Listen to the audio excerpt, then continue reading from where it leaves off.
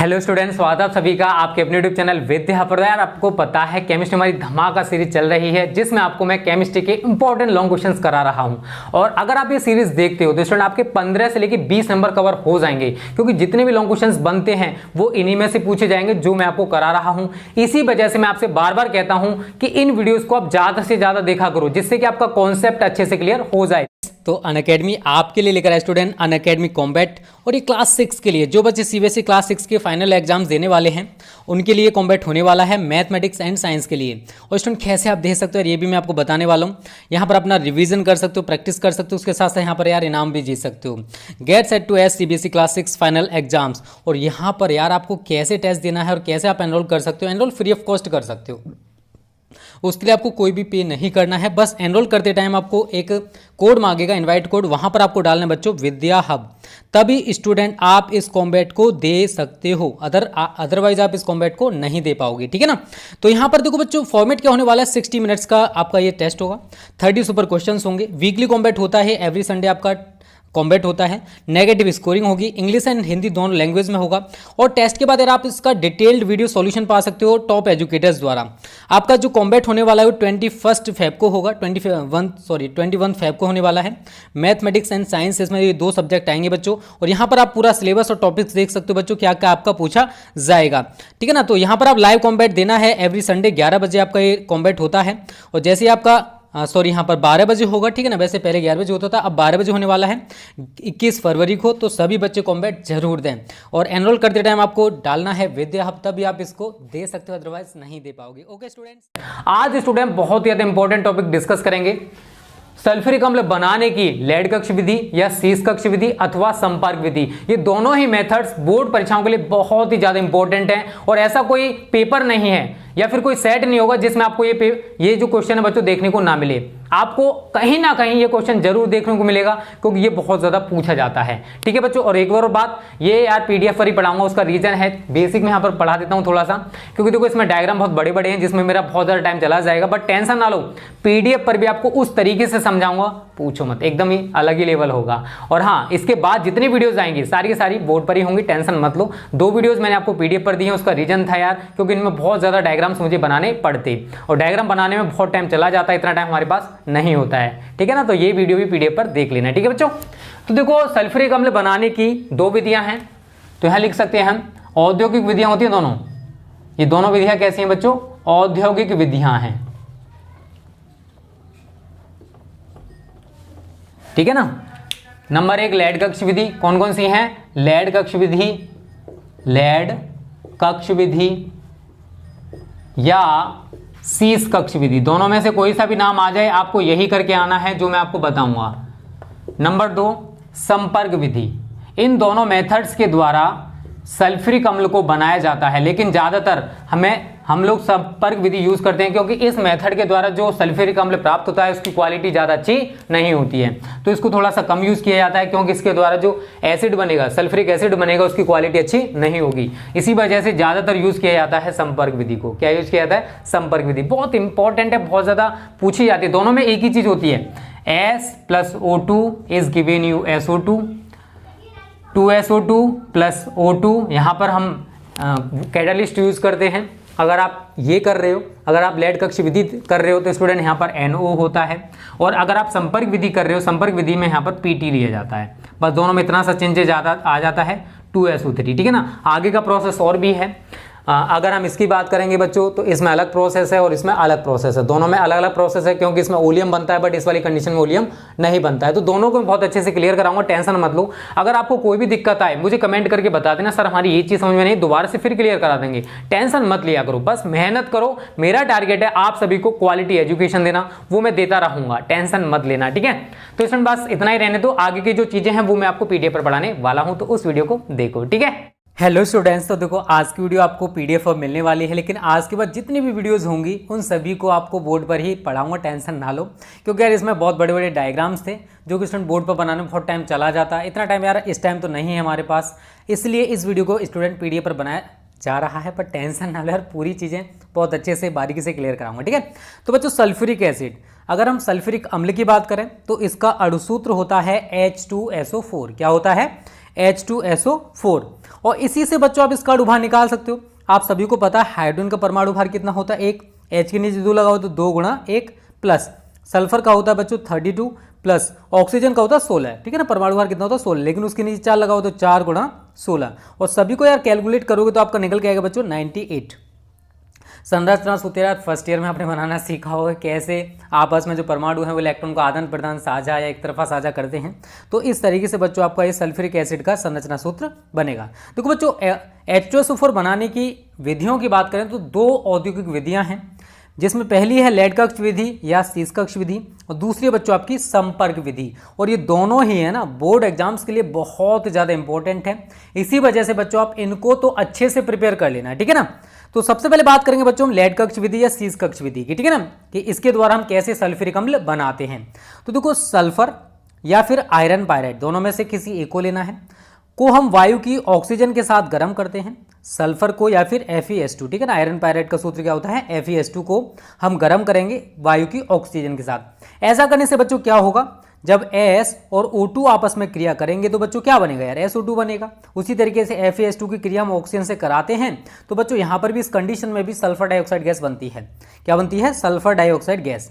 और ये जो सल्फर डाइऑक्साइड गैस है बच्चों, जिस जल के संपर्क में आकर तनु सल्फ्यूरिक अम्ल बनाती है। अब बात करते हैं रिएक्शन की, बट इसमें थोड़ा सा और चेंज होने वाला है, वो मैं आपको बताऊं कैसे। देखो बच्चों क्या होता है कि जो SO2 गैस है NO उत्प्रेरक की प्रेजेंस में ऑक्सीजन से क्रिया करके सल्फर ट्राइऑक्साइड गैस बनाती है। क्या बनाती है, सल्फर, सॉरी यहाँ पर डाई लिखा हो, ट्राइऑक्साइड गैस बनाती है, SO3 बनाती है। क्या बनाती है, SO3, सल्फर ट्राइऑक्साइड गैस। यहाँ पर मैं आपको रिएक्शन के थ्रू समझाने वाला हूँ बच्चों किस टाइप से हमारी रिएक्शन होने वाली है। तो सल्फर और ऑक्सीजन आपस में क्रिया करेंगे, सल्फर डाइऑक्साइड गैस बन जाएगी। या तो ऐसे बनाओ या फिर iron pyrite 4Fe2 plus 11O2 इनको गर्म करेंगे तो हमें मिलेगा बच्चों 2Fe2O3 प्लस 8SO2, ठीक है ना। आप करके देख सकते हो, रिएक्शन को संतुलित कर लेना। तो यहाँ पर हमें सल्फर डाइऑक्साइड गैस मिल चुकी है। तो दोनों में से यार एक ही प्रोसेस किया जाता है, या तो आप सल्फर के साथ ऑक्सीजन को गर्म करो या फिर आयरन पायराइड के साथ ऑक्सीजन को गर्म करो या क्रिया करो, बात तो वही होती है, ठीक है ना। अब बच्चों अगली कंडीशन में क्या होने वाला है कि जो सल्फर डाइऑक्साइड गैस है या तो ऐसे बनाओ या फिर ऐसे बनाओ। जो सल्फर डाइऑक्साइड गैस है ये वायु के ऑक्सीजन से क्रिया करती है NO उत्प्रेरक की प्रेजेंस में। तो यहाँ पर बनता है बच्चों आपका 2SO3, सल्फर ट्राइऑक्साइड गैस बन जाती है। क्या बन जाती है, सल्फर ट्राइऑक्साइड गैस। और ये जो सल्फर ट्राइऑक्साइड गैस है बच्चों, ये जल के संपर्क में आती है और जल के संपर्क में आकर ये तनु सल्फ्यूरिक अम्ल में डाइल्यूट H2SO4 में या डाइल्यूट सल्फ्यूरिक एसिड में कन्वर्ट हो जाती है। तो इन रिएक्शंस को तो आपको सिद्धांत में बच्चों लिख कर आना होगा। यहाँ पर आप थोड़ा सा करेक्शन कर लेना, ठीक है ना। यहाँ पर थोड़ा सा डाई लिखिए, बस सल्फर ट्राइऑक्साइड गैस होगा, टेंशन ना लो, ठीक है ना। चलिए बच्चों आगे मैं डायग्राम के थ्रू आपको पूरा समझाऊंगा बच्चों, पूरी चीज़ें बहुत अच्छे से क्लियर कराऊंगा, टेंशन न लो। सबसे पहला काम होता है हमारा पायराइड कक्ष में। इस पायराइड कक्ष में बच्चों वायु को हम प्रवेश कराते हैं। ये पायराइड बर्नर है, ये क्या है, पायराइड बर्नर है। और इस पूरे कक्ष का नाम है बच्चों पायराइड कक्ष। क्या है, पायराइड कक्ष। आगे जो आपको ये प्रोसेस दिखाई दे रहा है बच्चों, ये है आपका नाइटर पात्र। इसका संबंध हम इससे कर देते हैं, किससे कर देते हैं, इस टावर से कर देते हैं बच्चों। ये जो आपको दिखाई दे रहा है ना, जिसका नाम है ग्लोअर टावर। इस टावर में बच्चों क्या होता है, पूरा प्रोसेस समझिए पहले। देखो इसमें ईंट या फ्लिंट पत्थर भरे होते हैं, नीचे से गर्म SO2 वायु और N2 के ऑक्साइड ऊपर की ओर जाएंगे। और बच्चों देखो ऊपर से आप देख रहे हो 70% नाइट्रोसो सल्फ्यूरिक अम्ल इसमें ऊपर से गिराया जाता है। आगे बच्चों हम थोड़ा सा और डिस्कस करेंगे। देखो इस ग्लोअर टावर का संबंध बच्चों हम नीचे आपको ये दिखाई दे रहा है स्टोरेज टैंक से कर देते हैं। किससे कर देते हैं, स्टोरेज टैंक से। और बच्चों ये जो दिखाई दे रहा है ग्लोअर टावर, इसका संबंध किसके साथ किया जाता है, लेड कक्ष के साथ। किसके साथ, लेड कक्ष के साथ, ठीक है ना। आपको लेड कक्ष दिखाई दे रहे हैं। अगर हम बात करें कि उत्पादन कहाँ होता है सल्फ्यूरिक एसिड का बच्चों, तो वो लेड कक्ष में ही होता है, ठीक है ना। कहाँ होता है, लेड कक्ष में ही होता है। और इसमें देखो ऊपर से हम लोग जल या भाप को गिराते हैं फव्वारे की सहायता से इस लेड कक्ष में। और इस लेड कक्ष का संबंध आप देख सकते हो बच्चों किसके साथ हो रहा है, इस टावर के साथ हो रहा है, जिसका नाम है गैलुसिक टावर। क्या नाम है इसका, गैलुसिक टावर। और इसमें बच्चों आपका कोक भरा हुआ है और ऊपर से यहाँ से बेकार गैसें निकलेंगी, ठीक है ना।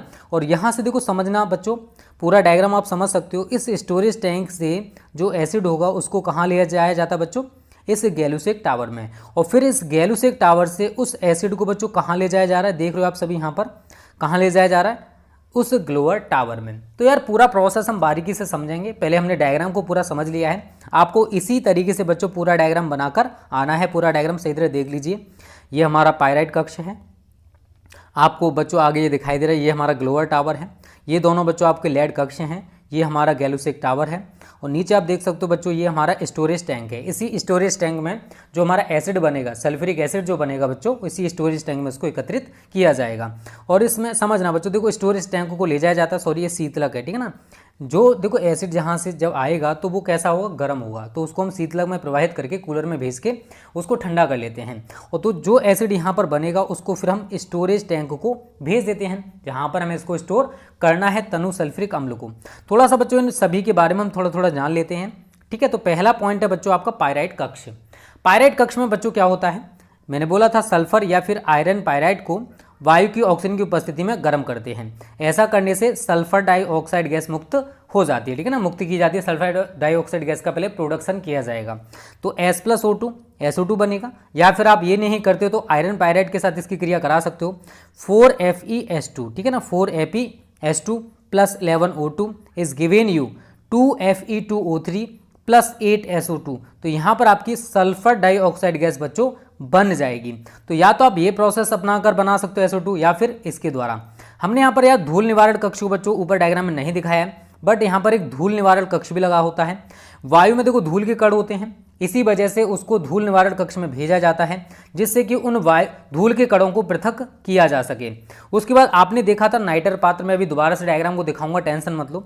नाइटर पात्र में बच्चों क्या होता है, सोडियम नाइट्रेट व H2SO4 को गर्म करके नाइट्रोजन के ऑक्साइड प्राप्त किए जाते हैं। और अगर आप यार ये बोर्ड पर वीडियो पाना चाहते हो ना, तो उसको आप देख सकते हो प्लेलिस्ट में जाकर, P ब्लॉक में आपको मैंने बोर्ड पर ही पढ़ा है, टेंशन ना लो। यहाँ पर आपको स्मार्ट स्टडी क्लासेस चैनल पर, नॉट विद्या चैनल पर, ठीक है ना। तो नाइट्रोजन के ऑक्साइड क्रिया में उत्प्रेरक का कार्य करते हैं। नाइट्रोजन के ऑक्साइड जो यहाँ पर प्राप्त किए जाएंगे वो क्रिया में किसका काम करेंगे बच्चों, उत्प्रेरक का काम करते हैं। तो यहाँ पर आप देख सकते हो 2NaNO3 + H2SO4, 2HNO3 + Na2SO4। ये जो HNO3 बन रहा है बच्चों, ये NO + NO2 + H2O + O2 में कन्वर्ट हो जाएगा। तो ये जो बच्चों आपके नाइट्रोजन के ऑक्साइड हैं, ये क्रिया में कैटालिस्ट का वर्क करते हैं, उत्प्रेरक का कार्य करते हैं। तो नाइटर पात्र को उस समय गर्म किया जाता है जब संयंत्र में उत्प्रेरक की कमी आ जाती है। जो नाइटर पॉट आपको दिखाई दे रहा था बच्चों, ये हमने दो चीजें डिस्कस कर ली हैं। पहला पायराइट कक्ष, जिसमें आप यहाँ पर देख रहे हो वायु को प्रवेश करा रहा है, और यहाँ पर आपका ये दिखाई दे रहा है बर्नर, ये पायराइट बर्नर होते हैं। यहाँ पर सल्फर या जो हमारा आयरन पायराइट है उसको गर्म किया जाता है ऑक्सीजन के प्रेजेंस में, तो आपस में क्रिया करके यहाँ पर सल्फर डाइऑक्साइड गैस बनेगी। यहाँ से जो निकलेंगी गैसेज उनको हम धूल निवारण कक्ष में भेजेंगे, क्योंकि जब वायु आ रही है तो उसमें धूल जरूर होगी। तो उस धूल निवारण कक्ष में इसको भेजकर बच्चों धूल को अलग किया जाता है। उसके बाद नाइटर पात्र जो आपको दिखाई दे रहा है, इसमें उस गैसीय मिश्रण को भेजते हैं। फिर हम ऐसा भी कर सकते हैं बच्चों, जो नाइटर पॉट है इसका काम क्या है यार, इसका काम है कैटालिस्ट को उत्पन्न करना। तो यहाँ पर हम क्या करते हैं बच्चों, आप यहाँ पर पूरा प्रोसेस देख रहे हो कि जो सोडियम नाइट्रेट है और H2SO4 है, इसको गर्म किया जाता है और नाइट्रोजन के ऑक्साइड यहाँ पर उत्पन्न किए जाते हैं, जो कि क्रिया में कैटालिस्ट का वर्क करते हैं। अगला जो फंक्शन है बच्चों वो है हमारा ग्लोअर टावर। थोड़ा सा इसके बारे में जानते हैं हम लोग। देखो, इस टावर के ऊपरी भाग से हम 70% सांद्रता के नाइट्रोसो सल्फ्यूरिक अम्ल को गिराते हैं। टावर के अंदर ईंट या फ्लिंट पत्थर के टुकड़े भरे होते हैं। यह अम्ल गर्म गैसों के कारण नाइट्रोजन के ऑक्साइड व सल्फ्यूरिक अम्ल में अपघटित हो जाता है। ये जो एसिड है बच्चों वो किस में अपघटित हो जाएगा, नाइट्रोजन के ऑक्साइड व सल्फ्यूरिक अम्ल में। तो जो नाइट्रोसो सल्फ्यूरिक अम्ल है ये वाटर से क्रिया करता है और नाइट्रोजन के ऑक्साइड और सल्फ्यूरिक एसिड में कन्वर्ट हो जाएगा। और यहाँ पर आप यार देख सकते हो, ये है हमारा बच्चों ग्लोअर टावर। और आप यहाँ पर देख रहे हो बच्चों, इस टावर के ऊपरी भाग से हम 70% सांद्रता का नाइट्रोसो सल्फ्यूरिक अम्ल गिरा रहे हैं। टावर के अंदर ईंट या फ्लिंट पत्थर के टुकड़े भरे होते हैं, ठीक है ना, और नीचे से हमने गर्म SO2 वायु और नाइट्रोजन के ऑक्साइड को प्रवाहित किया है। क्लियर है ग्लोअर टावर। उसके बाद बच्चों अगला स्टार्ट, आगे यहाँ पर थोड़ा सा और समझ लीजिए। टावर के निचले भाग से हम पायराइट कक्ष से आने वाले गैसीय मिश्रण को बच्चों इसमें प्रवेश कराते हैं। और ये जो गैसीय मिश्रण है बच्चों, ये नाइट्रोजन के ऑक्साइड की प्रेजेंस में क्रिया करके H2SO4 में परिवर्तित हो जाता है। तो देखो, नीचे से सल्फर डाइऑक्साइड गैस आ रही है, ऑक्सीजन आ रही है, जल भी ऊपर से गिरा है। तो नाइट्रोजन के ऑक्साइड्स भी आ रहे हैं। तो ये जो SO2, O2 और H2O हैं नाइट्रोजन के ऑक्साइड के प्रेजेंस में, ये किसका काम करेंगे बच्चों? कैटालिस्ट का। ये कन्वर्ट हो जाता है बच्चों सल्फ्यूरिक एसिड में, और ऐसा करने से हमें H2SO4 अम्ल की जो सांद्रता है जो 70% थी वो बढ़कर बच्चों 78% हो जाती है। कितनी हो जाती है? 78% हो जाती है। और इसकी PDF भी मैं आपको, जो हमारा टेलीग्राम चैनल है यार, उसको सब्सक्राइब कर लो, इसी वीडियो के डिस्क्रिप्शन में आपको लिंक मिल जाएगी, वहां पर मैं इसकी पूरी PDF दे दूंगा, तो वहां से आप इसको तैयार कर लेना। उसके बाद बच्चों अगला जो पॉइंट आता है वो आता है स्टोरेज टैंक। तो देखो ग्लोअर टावर से जो H2SO4 हम पहले शीतलक में भेजेंगे उसको ठंडा करने के लिए, ठंडा करने के बाद बच्चों उसको स्टोरेज टैंक में एकत्रित किया जाता है। आवश्यकता पड़ने पर यहाँ से इस अम्ल को हम निकाल सकते हैं, अन्यथा इस अम्ल को बच्चों गैलुसेक टावर में भेज दिया जाता है। तो आप यहाँ पर देख सकते हो बच्चों डायग्राम में, ये है हमारा शीतलक, इसमें से हमने इसको स्टोरेज टैंक में भेजा। स्टोरेज टैंक से अगर हमें ज़रूरत पड़ रही है एसिड की तो यहाँ से निकाल लेते हैं, अदरवाइज बच्चों इस एसिड को हम कहाँ भेज देते हैं? आप यहाँ पर देख रहे हो बच्चों, किस में भेजा जाता है? गैलुसेक टावर में। किस में भेज देते हैं? गैलुसेक टावर में। सबसे इंपॉर्टेंट जो पॉइंट है यार इसका वो है लेड कक्ष, लेड चैम्बर। इस कक्ष में बच्चों अम्ल का प्रोडक्शन होता है, एसिड का प्रोडक्शन होता है। ग्लोअर टावर से आने वाले गैसीय मिश्रण को इस कक्ष में भेजते हैं तथा फव्वारे की सहायता से कक्ष के ऊपरी भाग से जल या भाप को गिराते हैं। ऐसा करने से SO2 जो गैस है बच्चों वो NO उत्प्रेरक की प्रेजेंस में क्रिया करके तनु H2SO4 बना लेती है। इस कक्ष से प्राप्त होने वाले अम्ल की जो सांद्रता है बच्चों वो लगभग 65% होती है। हमें जो एसिड बन रहा है बच्चों वो लेड चैम्बर में ही बनेगा। यहाँ पर आप रिएक्शन देख सकते हो, 2SO2 plus O2 plus 2H2O, nitrogen के ऑक्साइड यहाँ पर कैटालिस्ट का वर्क करेंगे और हमें H2SO4 जो सल्फ्यूरिक एसिड है बच्चों प्राप्त हो जाएगा। और यहाँ पर जो एसिड है लेड चैम्बर में प्राप्त होगा बच्चों, उसकी जो सांद्रता होगी वो 65% होगी। यहाँ से यार एसिड को कहाँ ले जाया जा रहा है आप देख सकते हो बच्चों। दोबारा से आप देखो, इसको सही तरह समझोगे ना तो थोड़ा, ये लेड चैम्बर है, यहाँ से जो एसिड बनेगा उसको हम देखो ऊपर जाकर मिला रहे हैं, ठीक है ना, क्योंकि यहाँ से जो एसिड आ रहा था बच्चों उसकी सांद्रता 78% है, और ये जो आ रहा है एसिड इसकी सांद्रता 65% है। तो ये आपस में जब मिलेंगे तो जो एसिड बनेगा उसकी सांद्रता बच्चों केवल 70% रह जाती है, ठीक है ना। अगला जो पॉइंट है बच्चों वो है हमारा गैलुसेक टावर। कौन सा है? Gay-Lussac tower. तो इस टावर के ऊपरी भाग से हम 78% सांद्रता के अम्ल को गिराते हैं तथा टावर के निचले भाग से नाइट्रोजन के ऑक्साइड युक्त गैसीय मिश्रण को भेजते हैं। ऐसा करने से नाइट्रोसो सल्फ्यूरिक अम्ल प्राप्त होता है। इसे चैम्बर अम्ल के साथ, जो हमें लेड चैम्बर में प्राप्त हुआ था एसिड के साथ मिश्रित करके हम 70% सांद्रता का नाइट्रोसो सल्फ्यूरिक अम्ल ग्लोअर टावर के ऊपरी भाग से गिराते हैं। तो NO plus NO2 plus 2H2SO4, तो ये बना बच्चों आपका नाइट्रोसो सल्फ्यूरिक अम्ल। थोड़ा सा आप यहाँ पर देख सकते हो बच्चों, ये पूरा प्रोसेस हमारा हो रहा है। यहाँ से जो गैस मिश्रण आएगा उसको हम इसमें प्रवेश करा देंगे। ऊपर से हम एसिड गिरा रहे हैं जो कि हम स्टोरेज टैंक में एकत्रित करना चाहते थे, वो हमने बच्चों इसके ऊपरी भाग से गिरा दिया है। तो ये है बच्चों आपका गैलुसेक टावर का वर्क, ठीक है ना। तो उम्मीद करता हूं बच्चों एक दो बार इसको सही तरह देख लेना, आप ये सारे पॉइंट्स लिख लेना। देखो सबसे ज़्यादा जो इंपॉर्टेंट चीज़ है वो है यार डायग्राम। अगर आपने डायग्राम अच्छे से बना लिया ना तो आप इसी के बेस पर पूरी की पूरी थ्योरी बना सकते हो। हमारा पायरेट कक्ष है, धूल निवारण कक्ष है, फिर नाइटर पात्र है, फिर ग्लोअर टावर है, फिर हमारा स्टोरेज टैंक है, उसके बाद हमारा लेड चैम्बर है, उसके बाद हमारा गैलुसेक टावर है। तो इन्हीं को यार एक एक करके डिफाइन कर देना, और जो रिएक्शंस हो रहे हैं यार उनको जरूर लिख के आना। एग्जामिनर आपको पूरे मार्क्स दे देगा। रिएक्शंस और डायग्राम अगर आप सही तरह बना कर आते हो तो बच्चों आपको पूरे मार्क्स मिल जाएंगे। अब बच्चों हम लोग डिस्कस करते हैं संपर्क विधि के बारे में। संपर्क विधि द्वारा हम सल्फ्यूरिक एसिड कैसे बना सकते हैं, या सल्फ्यूरिक अम्ल का औद्योगिक उत्पादन किस टाइप से किया जाता है। तो बच्चों सबसे पहले हम इसका प्रिंसिपल जानेंगे। तो थोड़ा सा प्रिंसिपल तो यार उसी की तरह है। सल्फर या आयरन पायराइड को हम वायु की ऑक्सीजन के साथ गर्म करते हैं। ऐसा करने से सल्फर डाइऑक्साइड गैस बनती है। SO2 गैस PT उत्प्रेरक, वहां पर NO उत्प्रेरक होता है बच्चों, यहां पर प्लेटिनम उत्प्रेरक होता है, की उपस्थिति में वायु की O2 से क्रिया करके सल्फर ट्राइऑक्साइड गैस बनाती है। और ये जो SO3 गैस है बच्चों, ये तनु H2SO4 अम्ल से क्रिया करती है और ओलियम बनाती है। यहां पर इंपॉर्टेंट चीज है, वहां पर ऐसा कुछ नहीं बन रहा था, बट यहां पर ओलियम बनेगा। और ये जो ओलियम है बच्चों, ये जल के संपर्क में आता है और सल्फ्यूरिक अम्ल में कन्वर्ट हो जाता है। अब हम रिएक्शन के थ्रू इसको पूरा समझने का प्रयास करेंगे बच्चों। S प्लस O2 SO2, ये तो सेम रिएक्शन है, इसमें तो कोई चेंज हमने नहीं किया है। 4FeS2, या तो आप इस रिएक्शन को लिख कर आ सकते हो, अदरवाइज आप इस रिएक्शन को लिख सकते हो। 4FeS2 plus 11O2 is given you 2Fe2O3 plus 8SO2। दोनों ही कंडीशंस में यार सल्फर डाइऑक्साइड गैस हमारी बन रही है।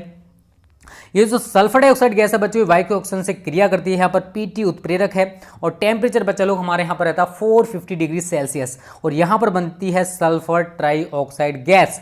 ये जो सल्फर ट्राइऑक्साइड है ये तनु सल्फ्यूरिक अम्ल के संपर्क में आती है और H2S2O7 ओलियम में कन्वर्ट हो जाती है। ये जो ओलियम बच्चों यहाँ पर बना है ये जल से क्रिया करता है और हमें तनु सल्फ्यूरिक अम्ल प्राप्त हो जाता है। इतना तो यार आप लोगों को सिद्धांत में लिख कर आना होगा। उसके बाद हम डायग्राम डिस्कस करते हैं। इसका डायग्राम थोड़ा उससे बड़ा है बच्चों, इसमें कई पॉइंट्स हैं, आप यहाँ पर पूरा समझ सकते हो। सबसे पहले हमारा पायराइट कक्ष है, उसके बाद बच्चों हमने यहाँ पर धूल निवारण कक्ष को दिखाया है बच्चों। ये हमारा संघनित्र है, ये बच्चों हमारा धावन टावर है, ये शुष्कन टावर है, ये हमारा शोधन कक्ष है बच्चों, ये परीक्षण बॉक्स है, ये शोधक है बच्चों, ये उत्प्रेरक कक्ष है और ये बच्चों हमारा अवशोषक टावर है। अवशोषक टावर आपके लिए थोड़ा सा देखो आपको करना क्या है बच्चों, यार थोड़ा सही तरह समझने का प्रयास करना। यहाँ पर जो ओलियम बनेगा ना उसको हम जल के संपर्क में लेकर आएंगे तो हमारा जो H2SO4 है वो प्राप्त हो जाता है। देखो डायग्राम थोड़ा सा बड़ा है यार, आपको थोड़ा सा इसमें को बनाने में दिक्कत हो सकती है, बट यार आप 2 बार 4 बार 5 बार इसको बनाकर देखोगे ना तो आपके दिमाग में छप जाएगा। क्योंकि कहते हैं ना यार प्रैक्टिस मेक्स परफेक्ट। किसी भी चीज़ की आप जितनी ज़्यादा प्रैक्टिस करोगे यार उसमें आप उतने ही माहिर बन जाओगे। हम 1 बाय 1 सभी को डिस्कस करेंगे। सबसे पहले पायराइट कक्ष, फिर धूल निवारण, फिर संघनित्र, फिर आपका धावन टावर, शुष्कन टावर, ये सारे के बारे में हम अच्छे से डिस्कस करने वाले हैं। सबसे पहले यार हमारा पायराइट कक्ष। तो बच्चों इस कक्ष में सल्फर या आयरन पायराइड को वायु की ऑक्सीजन के साथ गर्म करते हैं। ऐसा करने से सल्फर डाइऑक्साइड गैस मुक्त हो जाती है। या तो आप सल्फर को या फिर आयरन पायराइड को, दोनों में से किसी एक को दिखा सकते हो, ठीक है। तो यहाँ पर हमने दोनों को दिखाया बट बीच में हमने या लगा दिया है, तो इसका मतलब यार या तो ये होगी या फिर ये होने वाली है। उसके बाद बच्चों दूसरा पॉइंट है आपका धूल निवारण कक्ष। तो देखो पायराइड कक्ष से आने वाले गैसीय मिश्रण में धूल के कण उपस्थित होते हैं। इस कक्ष में भेजने से जो धूल के कण हैं बच्चों वो भारी होकर कक्ष की तली में नीचे बैठ जाते हैं। ये आपका धूल निवारण कक्ष का वर्ग। वायु संघनित्र है, गैसीय मिश्रण का ताप देखो अधिक होता है और जिसे ठंडा करने के लिए हम लोहे की कुंडलित नलियों में से इसको होकर गुजारते हैं। ऐसा करने से बच्चों क्या होगा, गैसीय मिश्रण जो है उसका टेम्परेचर कम हो जाता है। ये आपका वायु संघनित्र का काम। फिर धावन टावर है, तो इस टावर के निचले भाग से गैसीय मिश्रण को प्रवेश कराते हैं तथा टावर के ऊपरी भाग से जल को फव्वारे की सहायता से गिराते हैं। ऐसा करने से गैसीय मिश्रण में जो धूल के कण अगर रह भी जाते हैं तो भारी होकर टावर की तली में नीचे बैठ जाते हैं, ठीक है। यह है बच्चों आपका धावन टावर का वर्ग। शुष्कन टावर, इस टावर के ऊपरी भाग से सांद्र H2SO4 को फव्वारे की सहायता से गिराते हैं और टावर के निचले भाग से नमी युक्त, क्योंकि देखो जब जल को गिराया जाएगा तो नमी युक्त मिश्रण को प्रवेश कराते हैं। सांद्र H2SO4 गैसीय मिश्रण में से क्या करता है बच्चों, नमी को अवशोषित कर लेता है। यह है शुष्कन टावर का वर्ग। शोधन कक्ष, देखो इस कक्ष के सेल्फों में अभी मैं दिखाऊंगा, उसमें फेरिक हाइड्रोक्साइड युक्त झवा पत्थर के टुकड़े भरे होते हैं। इस कक्ष में हम शुष्कन टावर से आने वाले गैसीय मिश्रण को प्रवेश कराते हैं।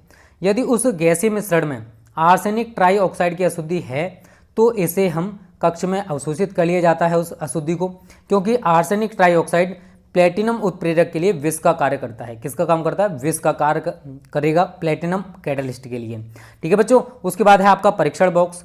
देखो इस बॉक्स में हम तीव्र प्रकाश पुंज को भेजते हैं जिसके द्वारा गैसीय मिश्रण में धूल के कणों का परीक्षण किया जाता है। यदि गैसीय मिश्रण में धूल के कण उपस्थित हैं तो गैसीय मिश्रण को हम पहले शोधक कक्ष में भेजेंगे। उसके अगर नहीं है तो उसे हम गैसीय मिश्रण को सीधे ही उत्प्रेरक कक्ष में भेज देते हैं। यह है बच्चों परीक्षण बॉक्स का काम। फिर आपका उत्प्रेरक कक्ष, देखो इस कक्ष में प्लेटिनम धातु की जालियां लगी होती हैं जिन्हें बर्नर की सहायता से गर्म करके कक्ष का जो टेम्परेचर है वो 450 डिग्री सेल्सियस उत्पन्न किया जाता है। गैसीय मिश्रण में उपस्थित SO2 Pt धातु की प्रेजेंस में वायु के ऑक्सीजन से क्रिया करती है और SO3 गैस या सल्फर ट्राइऑक्साइड गैस बना लेती है। तो 2SO2 + O2 Pt उत्प्रेरक है, 450 डिग्री सेल्सियस टेम्परेचर है, और यहाँ पर हमारा बन रहा है सल्फर ट्राइऑक्साइड गैस। ठीक है, अब अवशोषक टावर में बच्चों क्या होगा, इस टावर के ऊपरी भाग से हम H2SO4 को फव्वारे की सहायता से गिराते हैं और टावर के निचले भाग से SO3 गैस को प्रवेश कराते हैं।